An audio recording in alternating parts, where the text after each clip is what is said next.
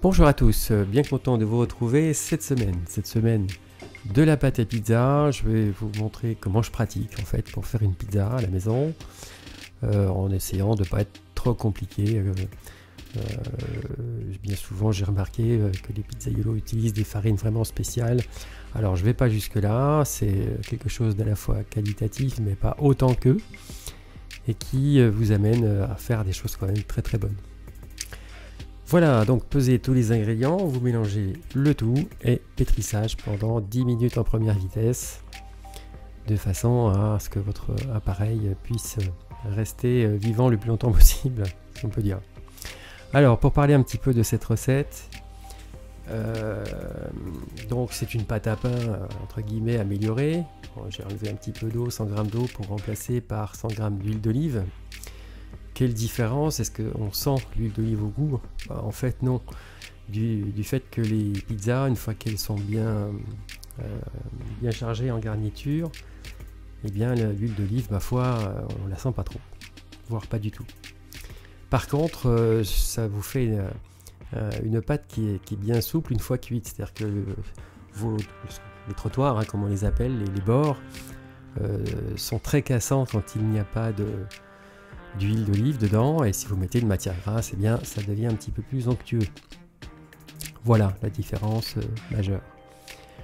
Sinon c'est une pâte à pain classique, mis à part donc cette huile d'olive, et on arrive très bien, voilà, à faire donc des pizzas avec. Le conseil c'est de prendre une T45. Je ne l'ai pas fait, c'est pas une obligation absolue, c'est juste mieux dans le sens où il y a plus d'élasticité, ça va peut-être gonfler un petit peu plus au four, et encore que tout dépend de votre épaisseur de pâte quand vous faites les pizzas. Alors moi en ce qui me concerne, je fais des demi-plaques en pesant 300 g pour obtenir des boules et surtout pour faire des pizzas qui sont très fines. Alors si vous voulez faire des pizzas très fines, je vous invite à faire de la même chose, vous pesez à 300 g et vous étalez, vous allez pour faire une demi-plaque, enfin une plaque ce que j'appelle demi-plaque, c'est par rapport en pâtisserie, c'est 60 par 40, donc c'est la moitié de ça, 40 par 30, et on obtient donc une pâte vraiment très très fine. Maintenant si vous aimez des pâtes très légèrement, un petit peu plus épaisses, c'est-à-dire avoir autant de pâtes que de garniture, à ce moment-là, pesez-les à 500 g.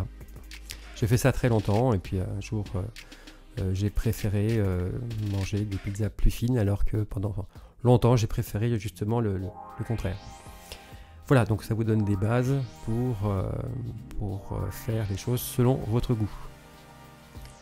Voilà, alors ensuite, une fois que c'est pétri, je la mets dans un saladier, un petit chiffon humide par-dessus. Parce que si vous me connaissez, vous savez que je préfère cette méthode, mais vous pouvez très bien filmer, hein, ça marche aussi. Voilà, donc là, ensuite, 1 heure plus tard, je viens donc faire ces boules pour pouvoir ensuite faire les pizzas. Je vous montrerai ça, la pizza que j'ai fait dans une autre vidéo. Je les sépare simplement pour que ce soit plus facile pour ceux qui ne veulent que la pâte et pas le reste. Voilà, je referai donc une vidéo avec la pizza que j'ai fait avec, en reprenant la pâte aussi. Voilà, donc c'est rien de bien compliqué, et c'est à la portée de tous. Il faut simplement voilà, bien peser, et puis c'est tout.